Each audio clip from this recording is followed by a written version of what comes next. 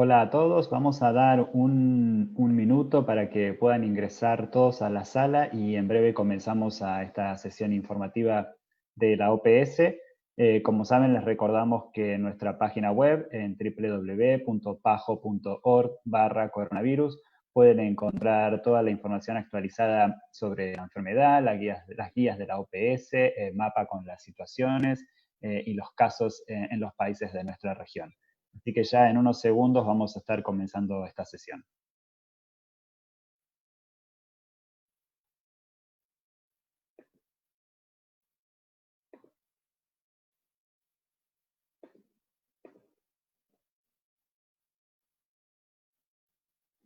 Bien, ahora sí, entonces, buenos días y bienvenidos a todos a esta sesión informativa semanal de la OPS sobre la pandemia por COVID-19 en la región de las Américas. Soy Sebastián Oliel del Departamento de Comunicaciones. Les recordamos que tenemos interpretación simultánea al inglés y al español y pueden optar por ella en el botón de interpretación en la barra de abajo. La sesión va a durar alrededor de 45 minutos y tomaremos preguntas hasta ese momento. Ya hemos recibido preguntas por correo electrónico y podrán hacer preguntas también a través del botón de Q y A que pueden también encontrar en la barra de abajo. Y también podrán levantar la mano y les estaremos dando la palabra en vivo, pero antes sí les pedimos que por favor nos escriban por el Q y A para que podamos organizarnos.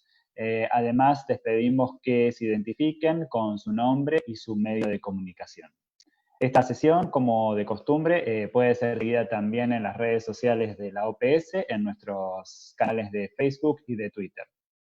Hoy la directora de la OPS, la doctora Carissa Etienne, les informará sobre la situación actual de la pandemia en la región y compartirá lecciones aprendidas hasta el momento en el control de la pandemia por COVID-19. La acompañan el doctor Jarbas Barbosa, subdirector de la OPS, el doctor Ciro Ugarte, director del Departamento de Emergencias en Salud, el doctor Marcos Espinal, director del Departamento de Enfermedades Transmisibles, y el doctor Silván Aldiguieri, director adjunto del Departamento de Emergencias de la OPS y gerente de incidente para COVID-19. Ahora sí, entonces quisiera invitar a la doctora Etienne a dar sus palabras de apertura. Doctora Etienne. Thank you, Sebastian. Gracias, Sebastián. Y permítame darles la bienvenida y agradecerles por acompañarnos en la mañana de hoy. Ya son 10 semanas desde nuestra primera sesión informativa sobre el COVID-19 en las Américas. En aquel entonces, teníamos reportados 163,000 casos en la región. Hoy, estamos llegando a casi 3 millones. La curva epidemiológica sigue en aumento considerablemente en muchas áreas. Significa que más gente se enfermará mañana que hoy. Las economías seguirán bajo tensión y las sociedades lucharán con esta nueva forma de vida que se nos está imponiendo. Apenas en la semana pasada vimos 732,000 casos nuevos mundialmente, de los cuales más de 250,000 casos nuevos fueron en los países latinoamericanos. Una seria preocupación que debe servirnos como el son del clarín para redoblar nuestros esfuerzos. Toda la región de las Américas contabiliza más de la mitad de los casos nuevos reportados mundialmente. Sí, la situación que enfrentamos es terrible, pero no es desesperada. Siempre que nuestro enfoque para derrocar el virus se base en solidaridad. Debemos trabajar juntos, compartir recursos, aplicar las estrategias comprobadas que hemos aprendido en todo este tiempo. Esta es la única salida. La OPS ha trabajado con sus aliados y gobiernos en toda la región desde enero para preparar para el COVID-19. El impacto en nuestra región ha sido severo, pero hubiera podido ser peor. Las autoridades sanitarias a todos los niveles, local, estatal, nacional, han implementado las medidas de salud pública que aplanan la curva en sus comunidades. Pero las Américas son enormes, diversas, y es el hogar de desafíos enraizados que hacen que la detención de un virus sea complicada. Enfrentamos 3 emergencias simultáneas: la sanitaria, la económica y la social. Y debemos abordarlas juntas para detener el COVID-19. Y ustedes se preguntarán ¿por qué? Porque somos una región de masivas desigualdades. Hay muchas más personas que no tienen acceso a atención médica de calidad, muchas más que las que sí. Somos una reunión de megaciudades en donde muchas de las gentes viven muy cerca entre ellos, comparten espacios y transporte público, y los grupos pobres y vulnerables suelen no tener los medios para permanecer en casa y protegerse. Somos una región llena de grupos que tienen gran riesgo de contraer y enfermarse por el virus. Las poblaciones indígenas, los migrantes, las personas con condiciones de salud fundamentales como las enfermedades no transmisibles. Y somos una región de sistemas de salud público subfinanciados y débiles que enfrentan problemas mucho más serios y más que el COVID-19. Enfrentamos casos como paludismo, sarampión, fiebre dengue y muchas otras enfermedades. Quiere decir que debemos estar especialmente decididos y adaptables a las singulares circunstancias de nuestra región tan diversa. Y debemos recordar que no todos los países, ciudades y comunidades son afectadas en la misma forma. Hemos aprendido mucho sobre el COVID-19 desde enero. Y quiero centrarme hoy en las lecciones que yo creo son las más importantes para nuestra región en el futuro, a medida que nos organizamos para controlar el COVID-19. Primero, piensen 2 veces antes de flexibilizar las medidas de distanciamiento social. El distanciamiento social sigue siendo nuestra mejor estrategia para contener la propagación del virus. Sin embargo, muchos sitios que han vivido un par de meses de las órdenes de permanecer en casa ahora piensan abrir. Debemos ser cuidadosos. Mi consejo es que no abren demasiado rápido o corren el riesgo de una reemergencia del COVID-19 que podría borrar todas las ventajas que hemos logrado en los últimos meses. Consideren un enfoque geográfico para el cierre y la apertura en base a la transmisión en sitios específicos según corresponda. Además, nuestra recomendación siempre ha sido de probar, rastrear, tratar, aislar. El distanciamiento social desacelera la transmisión de manera que los servicios de salud puedan probar los casos sospechosos, rastrear los contactos y tratar y aislar a los pacientes. Es una combinación que funciona mientras que se adapte a cada situación. Y es una estrategia básica de muchos países que han logrado controlar la transmisión con éxito. Segundo, no tomen las decisiones en la oscuridad. La vigilancia es la herramienta más valiosa para orientar nuestras acciones de salud pública. Aunque la capacidad de prueba no sea perfecta, Prácticamente todos los sitios de la región tienen suficientes datos para rastrear y monitorear la propagación del virus.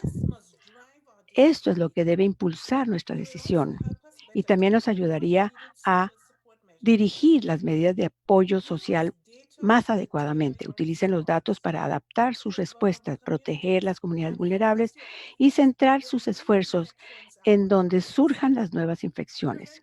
Los esfuerzos preventivos son más eficaces cuando tenemos la información de la vigilancia. Aún tenemos la necesidad urgente de ampliar las pruebas. La OPS ha trabajado con todos los países sobre este tema desde el comienzo de la pandemia y seguiremos centrándonos en esto para garantizar la capacidad y los suministros para que sean según la necesidad. Y por último, algo que me llega muy cerca a mi corazón, el fortalecer sus sistemas sanitarios. En los últimos meses, los países tendrían que haberse habilitado para fortalecer sus infraestructuras sanitarias para esta ola que sabíamos que venía, especialmente mejorando la capacidad de los hospitales. A medida que aumenta el número de casos, debemos mantener esto. Muchos sitios están abrumados y operando al borde de sus capacidades, pero hemos continuamente ver cómo los sistemas de salud están a la altura de las necesidades. La OPS ha ofrecido orientaciones adaptables, apoyo y ha trabajado mano a mano con los países para preparar los sistemas sanitarios para un resurgimiento de la infección. Interesar a los hospitales privados y las instalaciones de seguridad social aprovechan las capacidades de todos los sectores de una forma unida para responder a esta pandemia. También hemos dado orientación y suministros para ayudar a proteger a su personal de salud. Permítanme recordarles que su respuesta a la pandemia depende del personal de salud y que estén seguros y saludables. Y estamos haciendo un trabajo mucho mejor con los equipos de protección, pero debemos mantener el suministro a medida que aumentan los casos. El estigma contra los trabajadores de salud no debe tolerarse. Ellos arriesgan su vida para salvar las nuestras y necesitan nuestro apoyo ahora más que nunca. La OPS trabaja en todos los países y territorios de las Américas para luchar contra la pandemia. Nuestro motor es el de la solidaridad.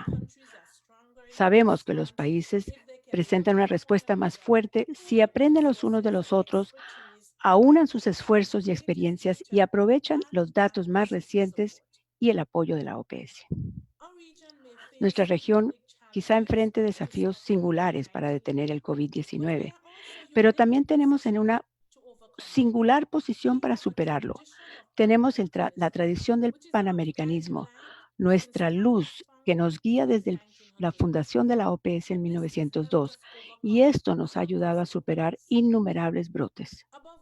Ante todo, somos una región que entiende el poder del trabajar juntos y el valor de asegurarnos de que todos los miembros de nuestra sociedad tengan acceso a la atención médica que necesitan para mantenerse seguros.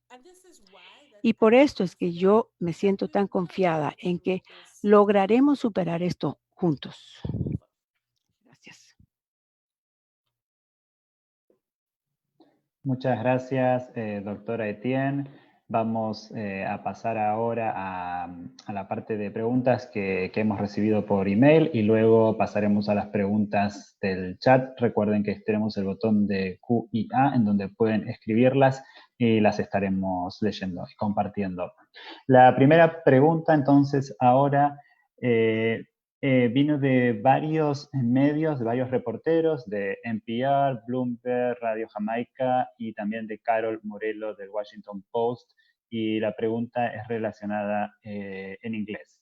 It says, El presidente Trump recientemente pidió que Estados Unidos se retiraría de la Organización Mundial de la Salud. ¿Qué significa esto para la OPS? ¿Y qué son las repercusiones financieras? Doctora Etienne. Dr. Etienne. Thank you for this question. Let me say that the United States has long been PAHO's largest financial supporter and an important partner as well. Currently, 60% of our budget is from the United States. PAHO was founded in 1902 by 10 countries, including the United States, by then President Theodore Roosevelt, to serve as the specialized health agency of the Americas. When WHO was founded in 1948, PAHO accepted to be the regional office of the Americas for WHO without giving up its identity.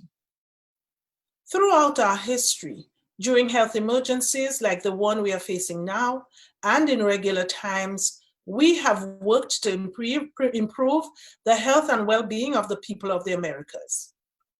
We have worked with important US agencies like CDC, USAID, NIH, OFDA, ECHO, Southern Cone Command, and US-based international NGOs.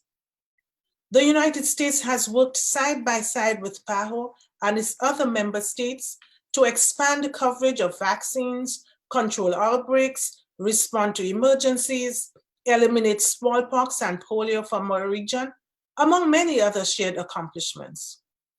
If US funding to the organization is compromised, it would result in significant contraction of the technical cooperation to member states. I am confident that together, we will find a way to continue to work with the United States as we have for the past 118 years. Thanks. Muchas gracias, doctora Etienne. Siguiente pregunta es de Francisco Morere de Cover News. Pregunta, ¿tiene la OPS una opinión entre las distintas formas de enfrentar el coronavirus en América? ¿Hay alguna forma mejor o peor de cuarentena para combatir el coronavirus? Doctor Barbosa. Gracias por la pregunta. Primero es importante hacer una evaluación de que cada país en la región de América Latina tiene una situación distinta. Incluso al interior de cada país, hay situaciones distintas de la transmisión entre provincias, estados o municipalidades. Entonces, es muy importante hacer una evaluación, como ha mencionado la directora, a vigilancia, y ahí estamos hablando de detección de todos los casos, de testar todos los casos sospechosos, de monitorear bien cuál es la capacidad que usted tiene de camas en los hospitales, en terapia intensiva, en ventiladores. No hay una prescripción de una única modalidad para todos los países, pero cada autoridad en su país tiene que evaluar bien su situación. Y hay algo que ya está muy bien demostrado en muchos otros países que no necesitamos probar de nuevo en la región, es que cuando se identifica que hay un crecimiento de la transmisión, quando o número de casos novos que estão se produzindo cresce a cada dia, é necessário implementar medidas de distanciamento social, que se estão chamando de quarentena social, lockdown em cada país. Pero que, em síntese, deve ser um paquete de medidas capazes de reduzir a velocidade da transmissão. Seguro que é um desafio em uma região que temos tantos vários pobres, tantos vários com população pobre, vivendo em condições já que não são as melhores. Pero, por esse motivo, também é muito importante o apoio social para reduzir o impacto econômico e poder ampliar a adesão da população a essas medidas.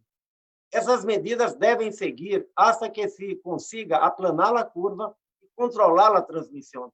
E o controle da transmissão que já se alcançou em alguns países do mundo, inclusive em alguns países de nossa região, já não temos casos há alguns dias, por exemplo, em alguns países do Caribe.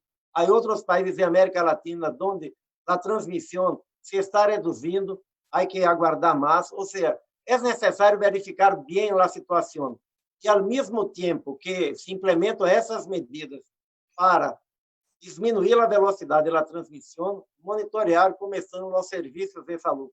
Esses são os dois aspectos que tem que trabalhar de maneira muito detalhada todos os dias as autoridades sanitárias, porque mesmo países, quando alcançam o controle da transmissão e empeçam um processo planificado, cuidadoso de abertura, tem que monitorear, porque ao momento que identificam em uma determinada área crescimento de novo, tem que volver um pouco atrás para evitar que a transmissão se dê em uma velocidade que a produção de casos graves vai ser maior que a capacidade que tem em seus hospitais. Então, isso é um monitoreio muito delicado, muito objetivo que tem que fazer todos os países, como lo estão fazendo, a OPS está brindando seu apoio, porque não há uma medida que se aplique imediatamente a cada uma de localidades. Então, a aplicação concreta tem que tomar em conta qual é a situação de la transmissão. Mas sabemos, e isso é muito seguro, que não podemos deixar a velocidade de transmissão seguir seu curso natural, porque isso vai produzir em qualquer sistema de saúde, mesmo em países ricos, isso se foi demonstrado, o número de casos graves vai ser muito maior que a capacidade que tem os hospitais, e aí se vão a perder vidas. Muy bien, gracias, doctor. La siguiente pregunta llega de Fernando Melios, de R7.com de San Pablo. Dice que Brasil ha registrado varias manifestaciones políticas en las últimas semanas con un gran número de personas, algunas sin usar mascarilla y aglomeración, incluso en lugares donde los gobiernos mantienen la recomendación de quedarse en casa. ¿Cómo evalúa la OPS este tipo de acto en medio de una pandemia? ¿Y hasta qué punto esto podría empeorar la situación? Doctor Espinal. Muchas gracias por la pregunta, muy importante. La OPS recomienda a todos nuestros países que evitemos las reuniones de masas, las aglomeraciones, porque está muy demostrado que las aglomeraciones van a contribuir a diseminar el virus. Y en países, por ejemplo, como Brasil, donde todavía continuamos observando un aumento inusitado de casos. Y cito dos ejemplos, por ejemplo. En la última semana, el aumento de los casos ha sido de un 44%. La mortalidad aumenta. Pero más allá todavía, el número de municipalidades que están reportando casos en la semana por ejemplo, del 11 de mayo al 25 de mayo, en esas 2 semanas, ese número de municipalidades aumentó a un 68% de un 53% anteriormente. O sea, es importante que las medidas, como decía el doctor Barbosa, sean implementadas como un paquete. Porque si nos lavamos las manos, pero si vamos a una manifestación de masas, entonces y no usamos mascarilla y no mantenemos el distanciamiento social, entonces vamos a continuar diseminando la enfermedad. Y pensar en nuestros mayores de edad, nuestros padres, nuestros abuelos que están todos confinados. Cuando lleguemos a la casa, quizás vamos a transmitir la enfermedad. La recomendación es evitar aglomeración e implementar estas medidas no farmacéuticas que van a contribuir a enlentecer o ralentizar el avance de la epidemia y poco a poco contribuir a aplanar la curva. Muchas gracias. Gracias, doctor. La siguiente pregunta es de Álvaro Llano, de Perspectiva de Colombia. Dice que desde el inicio de la crisis se ha observado compras de varios países de América Latina abasteciendo los sistemas de salud para responder a las altas demandas en hospitales e instituciones médicas. Desde la OPS, ¿se están coordinando compras consolidadas regionales para garantizar estos bienes esenciales por medio de los fondos estratégicos y rotatorio? ¿O están pensando hacer planes a mediano plazo para implementar este tipo de compras? Doctor Ugarte, ¿podría responder? Muchas gracias, Álvaro, por esa pregunta. Es muy importante y tiene relevancia para toda la región. De hecho, a través del sistema de compras global, establecido que es un mecanismo multiinstitucional, se ha podido abastecer a los países de algunos equipamientos y suministros. En este caso, para las Américas, se ha hecho una programación de 146 millones de dólares de compras a través de este mecanismo, de los cuales 30 millones son contribuciones voluntarias provenientes de la OPS y la OMS a través de otros socios que también han contribuido, como Canadá, Reino Unido, la Unión Europea, Japón, entre otros, y 116 millones de dólares provenientes de 12 países de las Américas que están comprando a través de este mecanismo. Estamos hablando de Argentina, Bahamas, Colombia, Costa Rica, Ecuador, Honduras, México, Paraguay, Perú, Surinam, Trinidad y Tobago y las islas Turcas y Caicos. Y quisiera mencionar que estas compras están y estos materiales están prontos a ser despachados y llegar a los países. Uno de los primeros países que va a recibir es Ecuador, que lo debería recibir en las próximas 24 o 48 horas. Y entre los otros países que recibirán en los días siguientes están Colombia, El Salvador, Paraguay, Saint Kitts and Nevis, Venezuela y Trinidad y Tobago. Así que estos mecanismos de compras que se hacen a través del Fondo Estratégico y Fondo Rotatorio son mecanismos que son una parte central del trabajo de la OPS para reducir el impacto de las enfermedades prevenibles por vacunas, pero también de proveer los elementos y medicamentos esenciales para los servicios de salud.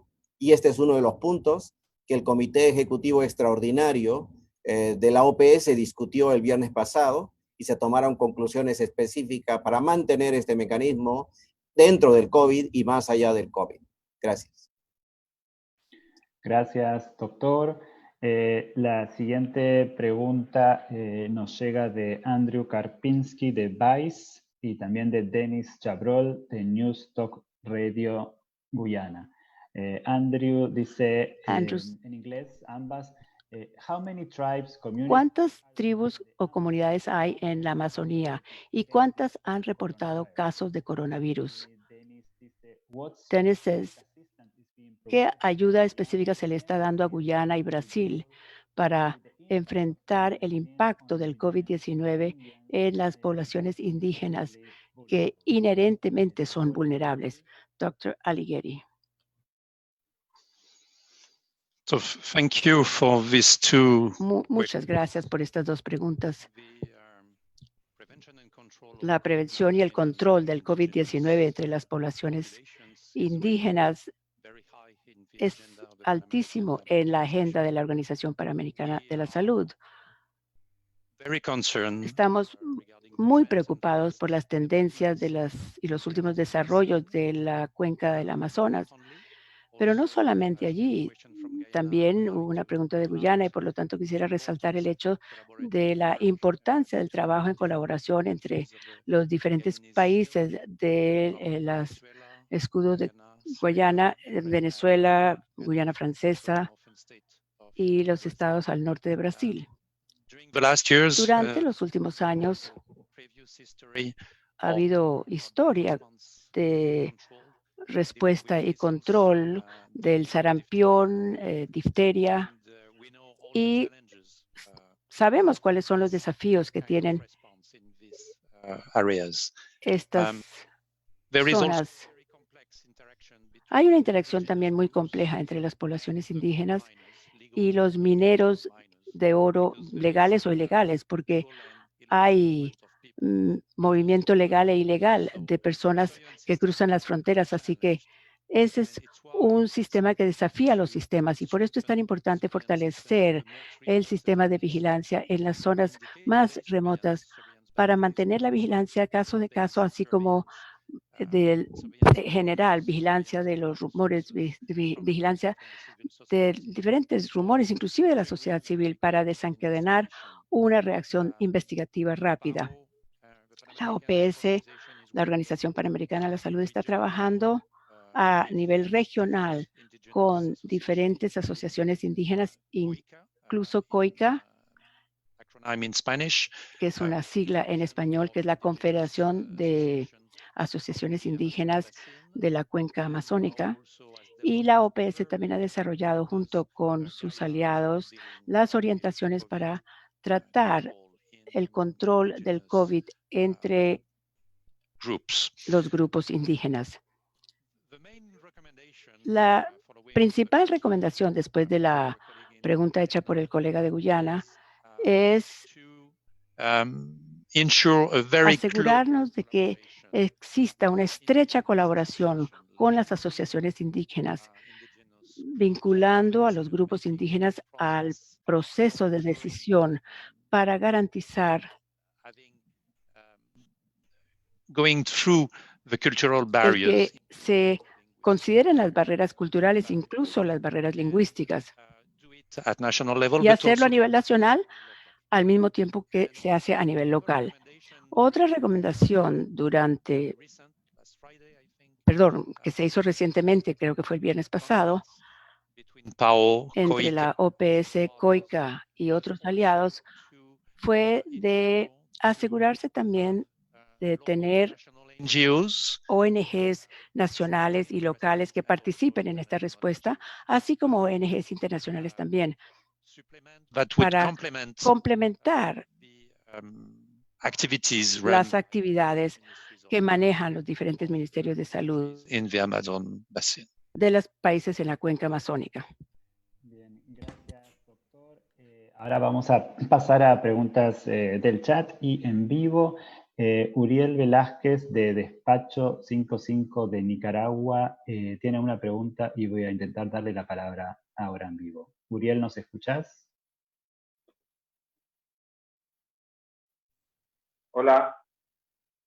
Sí, te escuchamos. Sí, mi pregunta es sobre el caso de Nicaragua. ¿Qué consecuencias puede tener para Nicaragua estar enfrentando la transmisión local comunitaria de coronavirus sin una cuarentena? También quisiera comentar que, por ejemplo, los datos de la semana pasada del Ministerio de Salud revelaron un incremento del 200% de las muertes reconocidas oficialmente por COVID-19, y pasamos de 279 a 759 casos confirmados en apenas una semana.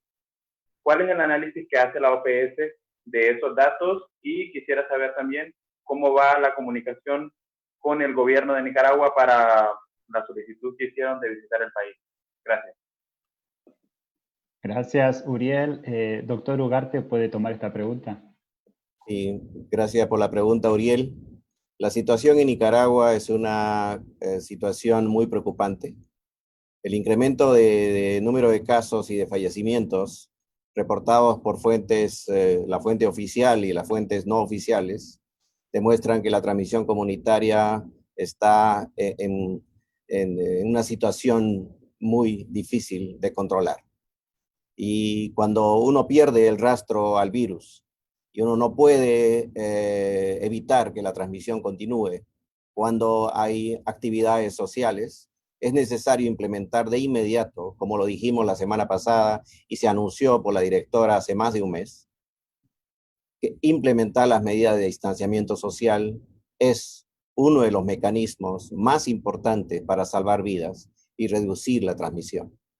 En este sentido, ratificamos que ese es un elemento fundamental. Hemos escuchado y hemos recibido comentarios de varias entidades, incluyendo las asociaciones médicas, que llaman a la población a implementar acciones de distanciamiento social, y nosotros coincidimos con esa medida.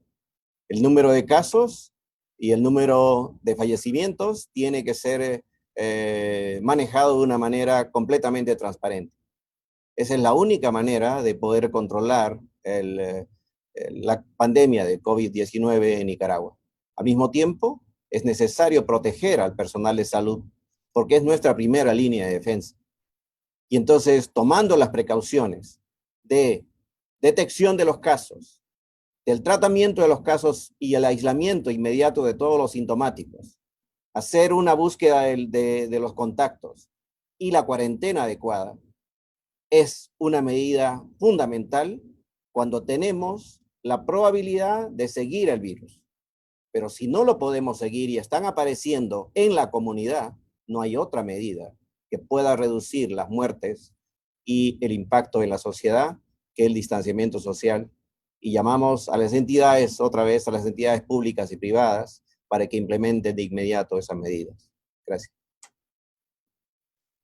Gracias, doctor. Vamos a ir ahora con Ana Lucía Ola, de Prensa Libre de Guatemala. Ana Lucía, te voy a dar la palabra también para que puedas hacer tu pregunta. A ver si nos escuchas. Buenos días. Ya. Tengo la siguiente pregunta. ¿Cuál es el impacto del COVID-19 en la salud de los médicos, del personal de salud que está en primera línea de atención de los pacientes? ¿Cuáles son los problemas que presentan? Se habla del estrés, pero me imagino que hay otros que se han detectado entre ellos. ¿Y cuáles serían las consecuencias a largo plazo en este personal? Gracias, Ana Lucía. Doctor Barbosa, ¿puede contestarla? Sí, gracias, Ana Lucía. Desafortunadamente, en nuestra región, en América Latina, tenemos en algunos países un informe de personal de salud, como enfermeros y médicos acometidos, que es muy importante, no solo los casos, pero también las defunciones. Esto es un llamado muy fuerte para as autoridades sanitárias revisarem a implementação de todas as guias de proteção a personal de saúde, de verificar se os profissionais de saúde têm os equipos de proteção individual que estão estandarizados para cada tipo de procedimento que hacen en los hospitales, en las clínicas, porque la preocupación de proteger a los profesionales de salud es muy importante, porque ellos están en la respuesta a las personas, y también si tenemos brotes en los hospitales, entre los profesionales de salud, ellos pueden ser também uma maneira de disseminar a própria transmissão e de reduzir a capacidade de oferta de serviços em los hospitales, em las clínicas, em la atenção primária de saúde. Então, a proteção a los profissionais é muito importante e é um dos esforços que a Organização Pan-Americana de la Salud está haciendo para brindar a cooperação técnica aos países, además de las guías técnicas para a proteção de los profissionais, também é de ampliar o acesso a los equipos de proteção personal para os profissionais e também de los testes, porque ampliar a capacidade de testes em cada país para todos os casos sospechosos, pero também para os profissionais de saúde é muito importante para protegê-los. Gracias. Gracias, doctor. Y en seguimiento a esa pregunta relacionada también con trabajadores de salud, pero desde otra perspectiva, Matías Loewi de Medscape en español dice que en Argentina hubo una marcha de médicos que reclamaba, entre otros puntos, por la persecución judicial, la precarización laboral y la falta de equipos de protección. Pregunta si a la OPS le preocupa esta situación en la región y también si los trabajadores sanitarios pueden ser culpados, entre comillas, por actuar como vectores de la propagación. Doctor Barbosa. Não, gracias. Primeiro, eu não creio que possam ser culpados de nada. São, em verdade, heróis que temos hoje, os enfermeiros, os médicos, todos os profissionais de los equipos de saúde que estão fazendo todo o esforço para brindar uma boa atenção às pessoas. É muito importante que em cada país, em Argentina, em Brasil, em Chile, em Colômbia, em Guatemala, em Panamá, em todos os países da região, as autoridades sanitárias tenham as condições de implementar em cada hospital, em cada clínica, para cada equipe de saúde, todas as normas e as guias técnicas para evitar a contaminação. Isso é essencial em la resposta, porque os trabalhadores da saúde têm que ser apoiados, têm que estar motivados, têm que receber todo o apoio e as condições adequadas para que possam seguir com seu bom trabalho. Assim que creio que é muito importante que em cada país se revise o que necessita para que isso seja um componente importante da resposta, a implementação das guias para a proteção e o acesso a los equipos de protección personal adecuados. Muy bien, muchas gracias, doctor. tenemos una pregunta de Douglas McIntosh de Jamaica Information Service. Douglas pregunta en inglés, ¿Will PAHO be providing additional... La OPS habrá de brindar pruebas adicionales para ayudar a los países miembros a impulsar el número de pruebas que necesitan para poder llevarlos a cabo como parte de las medidas para contener el COVID-19? Doctor Alighieri. Gracias al colega de Jamaica por esta pregunta. Como señaló nuestra directora, la doctora Etienne, tal y como lo resaltó en sus palabras introductorias, en el marco de las pruebas de detección hay que hacer pruebas en la población. Es crucial para poder ampliar la red de laboratorios de prueba para el COVID-19 a nivel nacional, pero igualmente a nivel local. Esto debe ser implementado en el contexto del fortalecimiento de la vigilancia al adentrarnos en pruebas para todos los casos sospechosos que deben tener acceso a pruebas de laboratorio. Enfrentamos enormes desafíos en cuanto a comercialización y acceso a pruebas PCR. La Organización Panamericana, desde el principio de esta pandemia, al inicio de febrero 2020, ha ayudado y apoyado directamente a los países de esta región, implementado, capacitado y equipado a la fecha 34 laboratorios nacionales con pruebas de COVID-19 en PCR. La Organización Panamericana, en los últimos 2 meses, a saber, abril y mayo, ha distribuido como donación más de 13.4 millones de pruebas PCR que se han entregado a estos 34 laboratorios, redes de laboratorio en la región. Sin embargo, las necesidades son superiores a esto y los países ahora cuentan con la opción, desde el mes de mayo, de poder tener acceso al mercado mundial a través de un consorcio de abastecimiento a nivel mundial, donde hay diferentes instituciones, dependencias que contribuyen para poder brindar acceso a estas pruebas. Estamos hablando de la Organización Panamericana de la Salud, la Organización Mundial de la Salud, UNICEF y el Fondo Mundial para Malaria, Tuberculosis y VIH. Los países cuentan con la opción para poder utilizar esta cadena de abastecimiento, incluyendo los fondos con los que se cuentan ahí en sus presupuestos nacionales para la respuesta e incluyendo igualmente con fondos, pero los bancos internacionales se los están proporcionando para las compras, para las adquisiciones de estos insumos. Una vez más, la Organización Panamericana de la Salud está comprometida a seguir apoyando a redes nacionales con pruebas PCR para la ampliación de la estrategia de respuesta y el complemento de pruebas para ello. Gracias. Siguientes preguntas vienen de Brasil. Tenemos varias preguntas de periodistas de Brasil sobre diferentes temas, sobre la situación, sobre la posibilidad de aplanar la curva en Brasil, sobre el testeo y también sobre las medidas de distanciamiento. Ana Pinto, de Folia de San Pablo, pregunta en inglés. How do you assess the current situation? ¿Cómo evalúan ustedes la situación actual en Brasil, donde el número de casos sigue creciendo día tras día? ¿Qué tanto puede empeorar la situación en un país de territorio tan grande y tan desigual?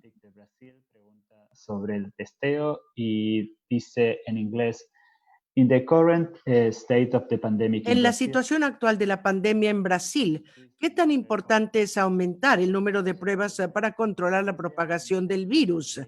¿Tienen ustedes alguna proporción ideal de pruebas contra casos confirmados? Brasil pregunta si hay una previsión de cuándo se va a empezar a aplanar la curva en el país. Y Lara Piñeiro Globo dice si OPS tiene alguna recomendación para Brasil en cuanto a reapertura, dado que los casos siguen en aumento, algo que igual ya fue abordado en general antes. Doctor Espinar, ¿puede abordar estas preguntas? Thank you very much for the various questions. Muchas gracias por todas estas preguntas.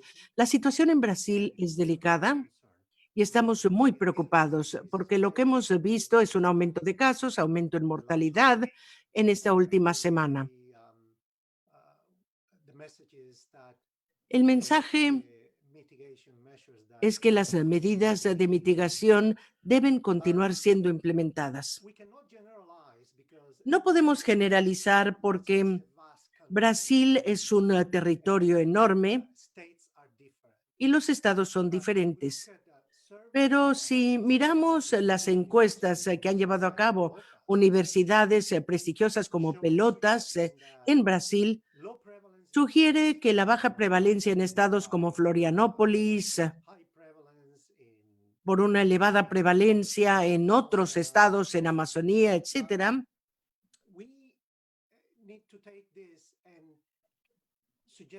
debemos tomar todo esto y sugerir que los gobernadores deben seguir implementando medidas. Brasil hasta ahora no ha llevado a cabo un número suficiente de pruebas. Ha mejorado aproximadamente 4.000, 4.300 por 1 millón de habitantes. Hay países que están haciendo 25.000 pruebas, 20.000 pruebas, 15.000 pruebas por cada 1 millón de habitantes. Así es que es imperativo que aumente el número de pruebas. En segundo lugar, estamos viendo en Brasil que la ocupación de camas en cuidado intensivo se encuentra en una situación preocupante en muchos estados, 80% en algunos de los estados como Ceará, Amapá, Maranhão. Es importante que Brasil tome medidas y que esos estados lo hagan para poder habilitar más camas, porque, y el doctor Barbosa ya se refirió a esto antes, las medidas de mitigación, lo que tratamos de hacer es hacer más lento el avance de la epidemia. Así es que definitivamente no es suficiente decir que estamos haciendo, sino la frase clave es ¿qué podemos hacer mejor? ¿O cómo podemos hacer algo mejor? Y sugiero que la OPS continúe trabajando con Brasil y con los estados para asegurar que tratemos de reducir el ritmo de avance de esta epidemia, minimizar el número de muertes y proteger dentro de lo posible a la población brasileña. Pero es imperativo. Tenemos tasas elevadas en los estados del noreste y del norte, pero también tenemos cifras enormes, más de 100.000 casos en los dos grandes estados, en Sao Paulo y en Río, con una cifra importante, cifra total importante en el número total de casos. Y es sumamente difícil poder decir que esto habrá de detenerse en las próximas semanas. Y las próximas semanas serán cruciales para Brasil y va a depender de cómo se implementa el paquete de acciones en el país. Muchas gracias. Gracias, doctor. Tenemos también varias preguntas de periodistas de México, así que vamos a consolidarlas. Gabriela Sotomayor de Proceso dice que México empieza a volver a la nueva normalidad cuando parece que todavía no alcanza el pico de la epidemia y dice realizando muy pocas pruebas. ¿Cuál es la opinión de la OPS y cuáles son sus recomendaciones para México? Isabela González del periódico Reforma de México también dice si el gobierno de México ya está decidido a abrir zonas en los próximos días, ¿qué tan importante es ampliar la capacidad de realizar pruebas? ¿Qué tan importante es ampliar la capacidad de realizar pruebas? Y Melina Ochoa de 1TV, también en México, dice qué opina la OPS de que parte de la población en México comenzó a salir a realizar sus actividades en la llamada nueva normalidad, pese a que el semáforo está en rojo para todo el país. Doctor Barbosa, ¿puede tomar esta pregunta?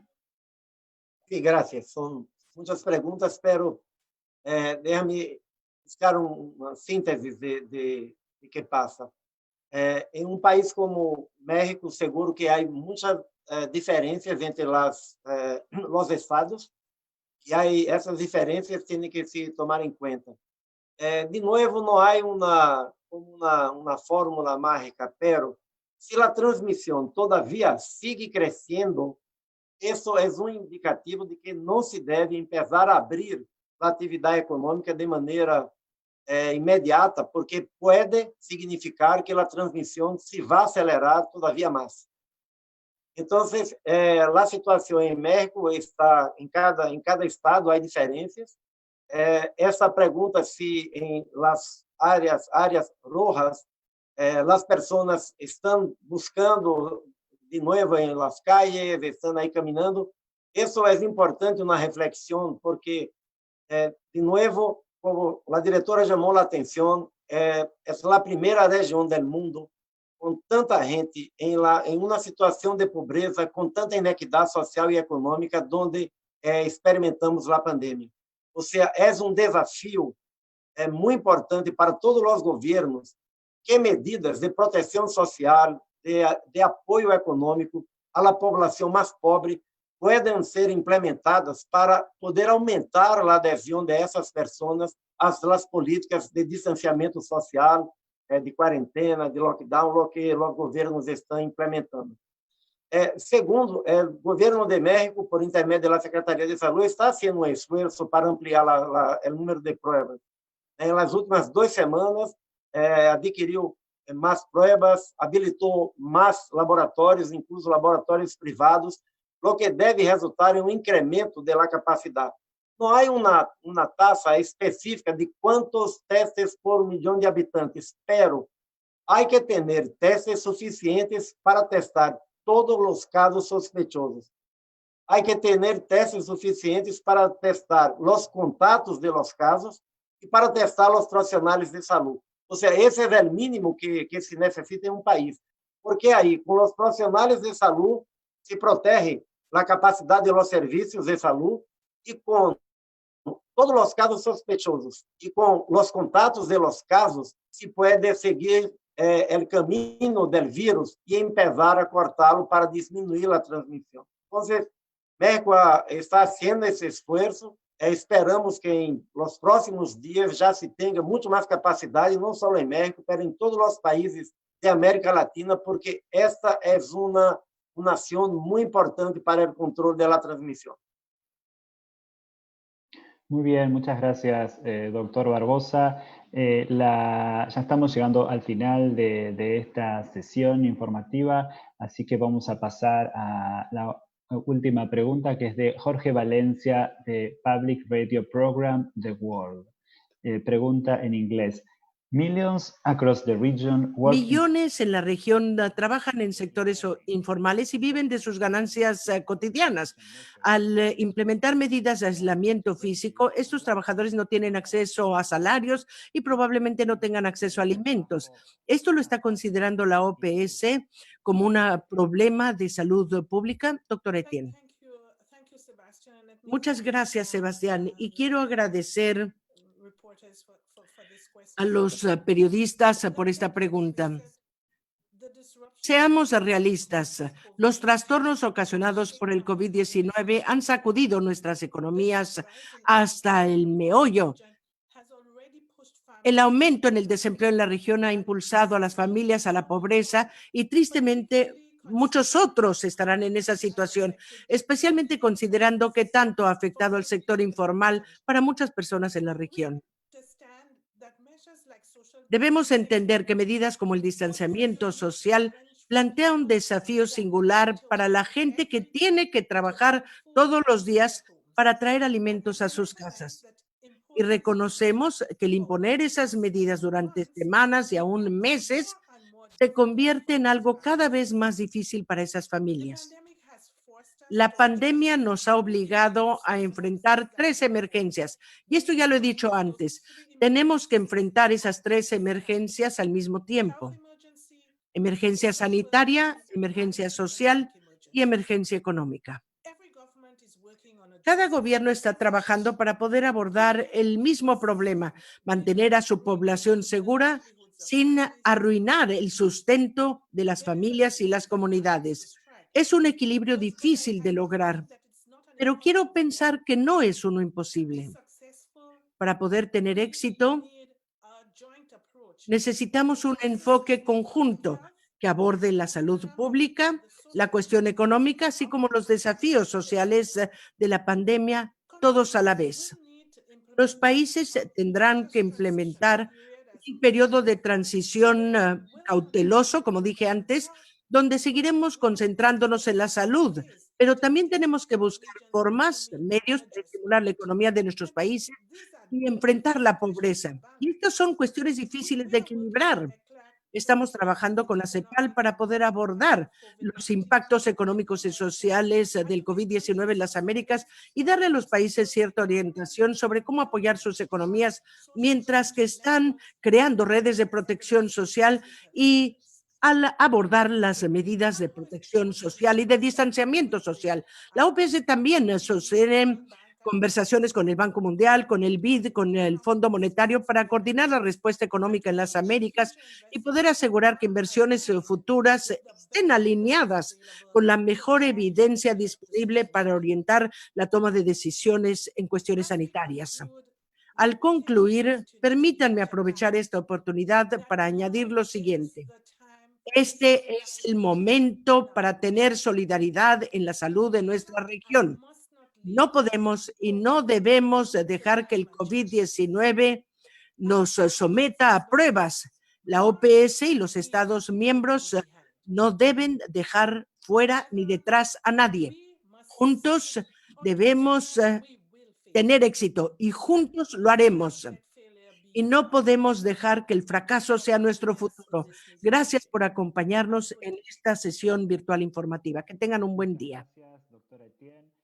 Ahora sí, entonces hemos llegado al final de esta sesión. Como siempre, les enviaremos las palabras de apertura y la grabación de esta sesión por correo electrónico y también por allí pueden seguir en contacto con nosotros que les contestaremos lo antes posible. Así que gracias a todos por participar de esta sesión y seguimos conectados hasta la semana que viene. Gracias.